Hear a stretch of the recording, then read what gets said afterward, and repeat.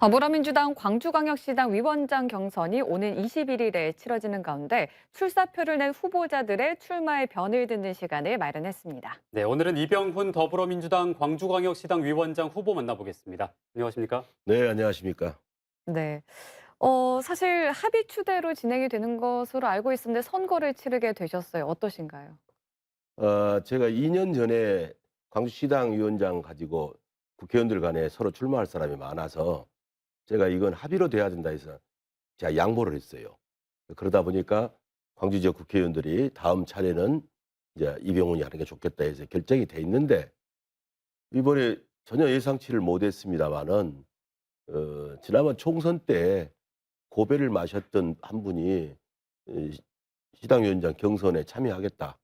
이렇게 발표를 하신 바람에 네. 이제 경선을 하게 된 것입니다. 네, 지금 뭐 민주당 내에서 가장 이제 큰 과제는 뭐 개혁, 혁신, 변화 이런 단어들이라고 생각이 드는데 광주시당도 역시 마찬가지인 것 같습니다. 일단 민주당과 광주시당이 어떻게 바뀌어야 된다고 생각을 하시나요?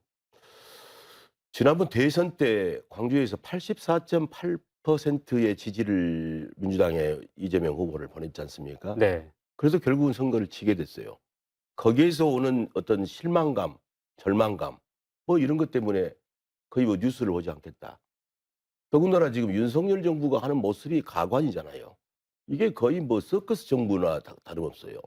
너무 국민들 수준이 안 맞다 보니까 민주당에 대한 이게 실망감이 같이 겹쳐서 나오게 된 것이고 더군다나 이제 지방선거 때 전국적으로 실패를 했지 않습니까? 광주는 그나마도 민주당을 사랑하는 이제 그런 시민들 때문에 그나마 유지가 됐습니다마는 민주당에 대한 불만 이건 안 된다. 좀 뭔가 변화를 가져서 개혁을 해서 정권도 창출하고 해야 되는데 되겠느냐? 국회의원들 180석 찍어줬더니 하는 짓이 뭐야? 막 이런 것들이 굉장히 많죠. 네. 그래서 지금 변화 개혁이 대단히 중요한 시점입니다. 네. 그래서 이제 시당 개혁 방안으로 당원 중심의 정치개혁 특별위원회 설치를 말씀을 하셨더라고요. 이게 어떤 것인지 좀 더 자세히 말씀해 주실까요? 여러 가지 것 중에서 당원이 참여하는 적어도 민생의 현장에 가장 가까이 있는 분들이 평당원들이기 때문에 그분들의 의견을 적극적으로 소통하는 구조를 갖고 또 그분들이 생각하는 정치개혁을 바라보는 눈 이런 걸 전부 소통을 해서 저희들이 정리해서 중앙당에 전달도 하고 또 그런 시당 운영도 그래 해야 되겠죠.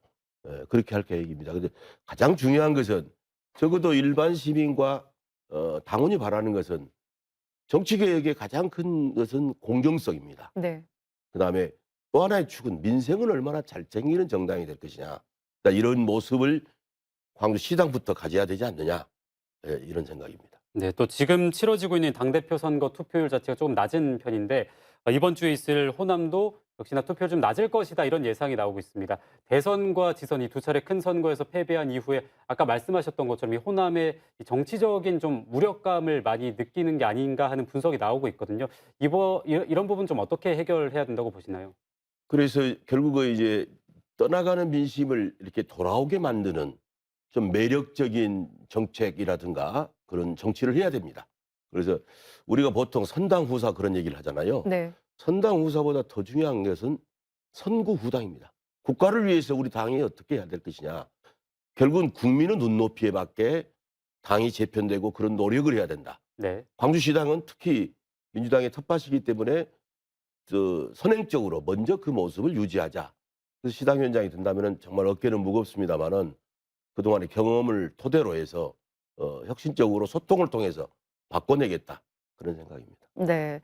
뭐 앞에서도 말씀해 주셨지만 평당원 한 분이 출마를 하셔서 이제 현역 대 비현역 구도가 됐는데요. 일단 뭐 선거도 치르게 되셨고 또 이 비현역 뒤에는 또 다른 현역이 있다 이런 얘기가 나오고 있어서 좀 여러 가지로 많이 부담스러우시겠어요. 사실은 우리 국회의원들도 저도 평당원에서 출발한 사람이죠. 평당원에서 또 당원과 시민의 선택을 받아서 국회의원을 하는 것이고 평당원 대 국회의원 이 구도는 사실은 맞지 않는 거라고 생각이 됩니다. 어쨌든 그 정치적 아젠다를 그렇게 갖고 나왔는데 평당원의 생각을 정말 소통을 잘해서 시당위원장이 되면은 그런 모습을 유지하는 게 중요하다. 또 일부에서는 뭐 뒤에 무슨 세력이 있는 것이 있지 않느냐. 저는 그렇게 생각지 않습니다.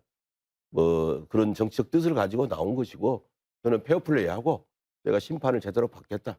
내가 누구보다 잘할 자신이 있는 것이 일단은 행정과 정치를 다 해봤고 그런 경험이 있기 때문에 네. 당정협의를 하든 중앙당하고 관계를 갖든 현역 국회의원으로서 가지고 있는 점이 있지 않겠습니까?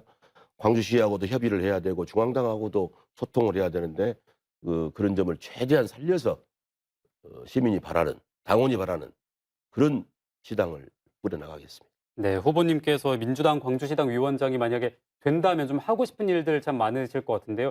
구상하고 계신 계획들 몇 가지만 좀 소개해 주실까요? 가장 큰 게 민원이에요. 우리가 큰 정책도 중요하지만은 아주 적고 주민 생활과 직접적으로 관련되는 것들 있잖아요. 네. 이런 것, 그의 안전 문제라든가 생활에 관계된 겁니다. 그래서 생활 정치를 첫째 강화하고 두 번째 이제 크게 봐서 우리가 지금 야당인데 정말 이 엉터리 같은 정부 여당에 대해서 제대로 된 대여 투쟁을 해서 네. 국민이 원하는 눈높이에 맞는 나라가 될 수 있도록 그런 힘을 보탤 건데 그 맨 앞에 선봉에 설 게 광주시당이다. 이런 생각을 하기 때문에 거기에 맞는 시스템 정비, 소통 구조, 각종 현재 벌어지고 있는 위원회 등도 서로 이렇게 실질적인 일이 될 수 있도록 제일 중요한 것도 갑질해서는 안 됩니다. 어쨌든 지금 사회는 한 분 한 분이 소중하기 때문에 그 목소리를 받아들일 수 있는 소통 구조 이런 걸 제대로 키워내겠습니다. 네. 오늘은 더불어민주당 광주광역시당 위원장 후보로 나선 이병훈 더불어민주당 광주광역시당 위원장 후보 만나봤습니다. 오늘 말씀 잘 들었습니다. 아이고 고맙습니다. 감사합니다.